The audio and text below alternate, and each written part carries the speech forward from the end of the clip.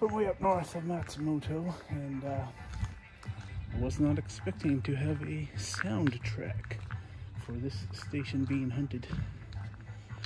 But yeah, we got some funky techno playing.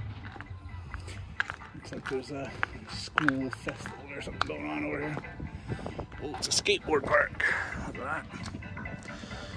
Yes.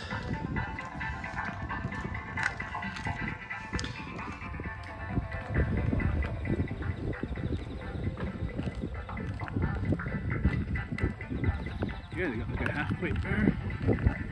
Pretty cool. And for the skaters, they really need to get better skateboarding music, like some good pop punk. Ooh, nice little tri-flip there, buddy. Nice. Alrighty. So here I am at this station. Let's see what it is. So it's Kita Omachi. There we go. That's it. I think this is the last station kind of on the flatter plain part.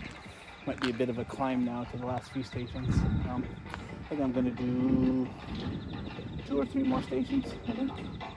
Anyway, I'm doing pretty good. I still got about 2 hours before I have to be on a train.